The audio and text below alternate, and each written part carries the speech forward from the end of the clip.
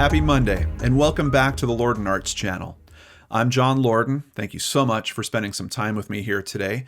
Case Cracked is the show where we look into a mystery and what are the critical pieces that solve that mystery. Now, a friend of the channel named Carmen Carter asked if we could cover a case about a wrongful conviction. So here's today's story, which is called The Art of Freedom. Detroit, Michigan in 1958 could be a tough place to live, and no one knew this better than 12-year-old Richard Phillips. He was neglected and often abused by his stepfather. His mother, more often than not, was too afraid to intervene. The young boy had run away several times, but time and time again, he was brought back, only to find further abuse and his roach-infested bedroom in the attic. He tried to find some peace by visiting other families in the neighborhood and spending time drawing pictures. It was around this time that he met young Fred Mitchell. The two loved to play baseball as much as they loved to skip school and cause trouble on the streets. This often ended with the pair playing hide and seek with local police, a pastime that became more and more dangerous the older they got. By December 13th, 1967, the two had parted ways. 21-year-old Richard was spending a brief stint in jail on a joyriding conviction, and 19-year-old Mitchell was going to jail for manslaughter, the result of an argument that went way too far. While in jail, Richard took a typing class, and when his parole came up, was hired at nearby Chrysler plant where he typed out timesheets and bills of lading. In the next couple of years, he would meet and marry a woman named Teresa, and they would go on to have a son and a daughter. With her job at the bank and Richard's at Chrysler, the two lived comfortably, and he was able to give his children the life he always wanted growing up. However, in 1971, he made a mistake that would cost him more than he ever imagined. While playing pranks on fellow coworkers, a lit cigarette was dropped into a man's pocket. Angry, he claimed that Richard had dropped it and burned him. Even though Richard claimed that he was innocent, he soon lost his job. Without employment, his marriage began to suffer, and Richard turned back to old friends and old habits. Fred Mitchell was now out of prison and working with a man named Richard Palumbo. Richard Phillips started to not only spend time with these two men, but using heroin as well. Hating who he had become and knowing he was not good for his family, Richard took his children to the Michigan State Fair in September for one last happy memory before he left them with their mother and never returned.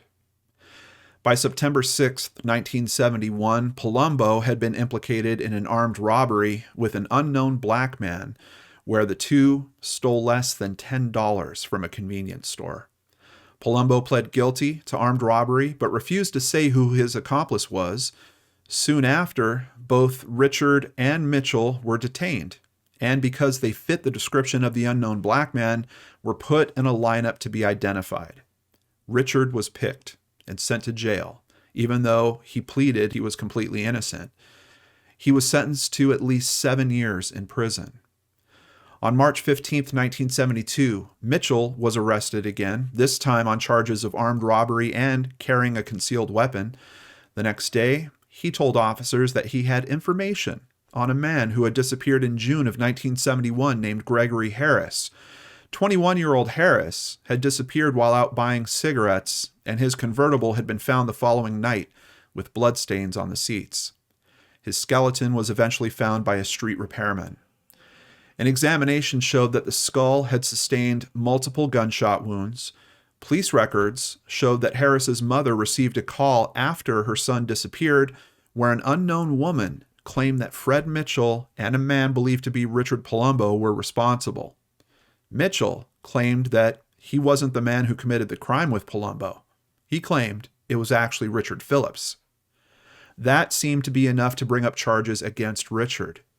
At his trial in October, the prosecution claimed that Mitchell had heard Palumbo and Richard planning to kill Harris because he had robbed Palumbo's cousin, a local drug dealer.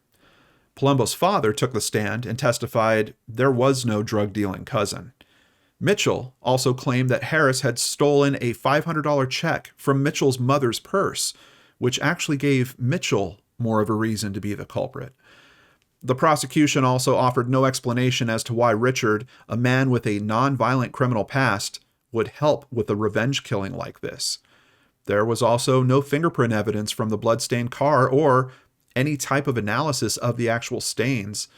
Despite all of these inconsistencies, Richard Phillips was found guilty after 4 hours of deliberation for the charges of conspiracy to murder and first-degree murder. As he was sentenced to life in prison, he proclaimed his innocence, telling the judge that there's not too much can be done about it right now to correct the injustice, so all I can do is just, wait until something develops in my favor. Prison is tough, but Richard tried to keep his spirits up and not fall into the criminal ways of other inmates. That was until 1979, when Richard was given an opportunity to dispense some justice of his own.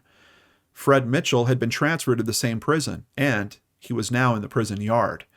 Richard felt this would be his only chance to get revenge on the man who put him in there.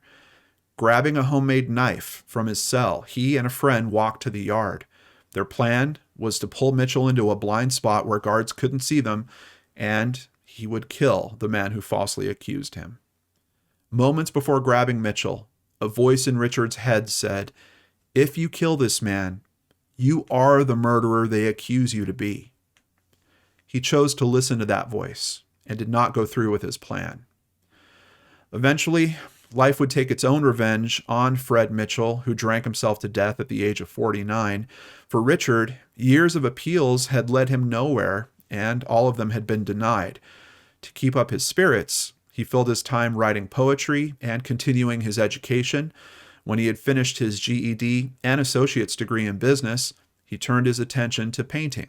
Studying art books and hours of practice paid off, and he soon had so many paintings in his cell that he had to start shipping them to a friend in New York who stored them for him. Anytime he was asked about his innocence, Richard would simply state, "I would rather die in prison than to admit to something that I didn't do." Richard would see many disappointments in the years to come. New trials would be ordered, only to be canceled and the original decisions upheld. In the face of these adversities, he found small ways to flourish. As Palumbo spent his time behind bars, his health deteriorated and he grew more and more pensive over his crimes. There was one in particular that he was finally ready to talk about. In August of 2010, Palumbo had a parole hearing in which he testified that he had lied in 1971. It was not Richard Phillips who had helped in Harris's murder. It was Fred Mitchell. Palumbo had been told that if he implicated Mitchell in the murder, his life and the lives of his family would be in danger. So he kept his mouth shut and pinned it on the wrong man. Palumbo also confirmed one telling detail from the trial. Greg Harris did steal a $500 check from Mitchell's mother's purse. This set a plan in motion where Palumbo and Mitchell were serving time together. When they got out of prison, they asked Harris to help them rob a convenience store. After Harris pulled his car into an alley near the store, Mitchell pulled a gun and shot him. Mitchell then drove to a secluded spot outside of town, and he and Palumbo dumped Harris's body in a field. Palumbo didn't even meet Richard Phillips until 8 days after Harris's murder. Mitchell was now dead and could no longer threaten Palumbo, and he finally felt that he had nothing left to fear. Unfortunately, no action was taken regarding any of the new information he provided until 2014, when the Michigan Innocence Clinic took up the case. At these law clinics, students investigate and litigate cases on behalf of prisoners who have new evidence that may establish that they are actually innocent of the crimes for which they've been convicted.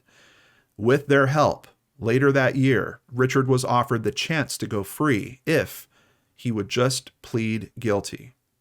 His response yet again, "I'd rather die in prison than admit to something I didn't do."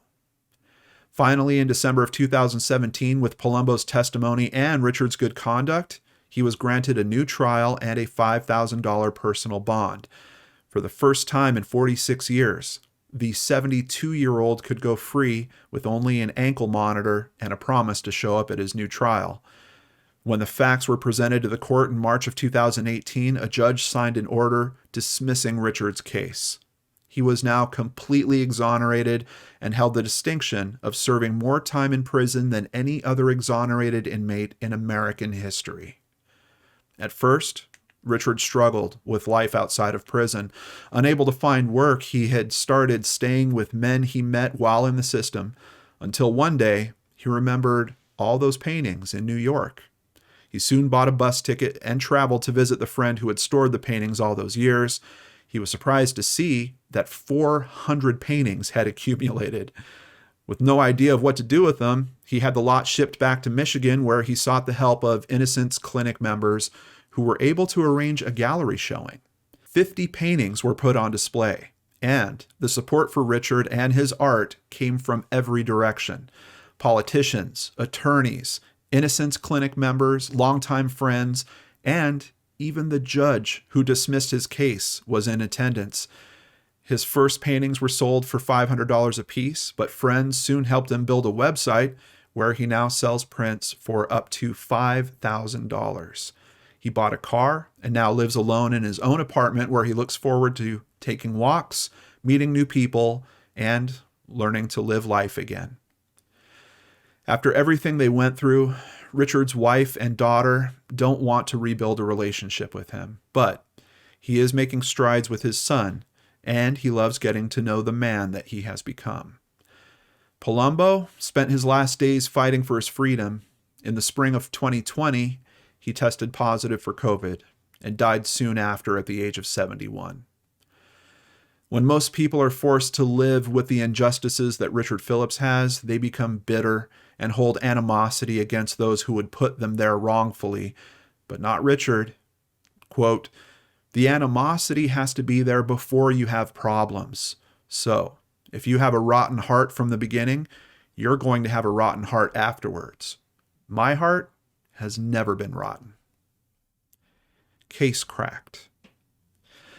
I would like to thank CNN, the Detroit Free Press, MichiganRadio.org, Detroit News, the New York Post, the University of Michigan Law Program, People.com, and the Metro Times. Of course, we also have to say the biggest thank you for Christy Arnhart for researching and writing up today's story. And right now, here she is to discuss it with me. Christy, I get several requests to cover cases of this nature, and some of them where they're not determined yet. And it's really tough for me to cover these types of cases. Did you find a challenge in pulling this one together? No, I didn't find this one particularly challenging. It just broke my heart to see what this man went through for most of his life. Yeah, absolutely. There's an aspect to that. Well, in one way it's heartbreaking, but in another way, his resilience is kind of a star of the story as well. Like how do you hold yourself together? How do you not let your spirit be broken when you're facing all this? I have no idea. And he didn't just not allow himself to be broken, but he created beautiful things while he was there. And that just, I have no idea how he did it, but I have so much respect for him. Yeah, there's kind of this interesting vibe that you get in the story about him applying himself, that like when he decides that he's going to apply himself, he does it very convincingly. And even when, he kind of loses his job and all that, he decides he's going to apply himself in a different way. And he's going to swing back to this kind of negative element or aspect of himself. But then having that opportunity, in jail, and essentially working on your education, working on yourself, poetry, art, yeah, there's something that really kind of lights me up inside about that. And I wish that we had more stories. It's great when you hear a good story like this, like kind of the DB tuber, Anthony Curcio story hits the same thing for me. Yeah, I mean, he's this guy that's kind of brilliant as a criminal, but even better as a contributing member of society. I mean, now he's writing children's books. So it's one of those things where I like these types of stories. I wish we had a lot more of them. I do too. Yeah. And something, art can be certainly therapeutic, especially when you're facing dark times. This is a little piece of a poem that he wrote called Without a Doubt, and he wrote this in 1977. Ain't it a crime when you don't have a dime to buy back the freedom you've lost? Ain't it a sin when your closest friend won't lend you a helping hand? Ain't it a rule that's taught in school that says be kind to your fellow man? Ain't it odd that when you pray to God, your prayers don't seem to be heard? Ain't it sad when you've never had the freedom of a soaring bird? So you can see that despite the kind of resilience in the story and all that, he's recognizing the situation he's in. He's recognizing the struggles, and even writing art to kind of point that out. But yeah.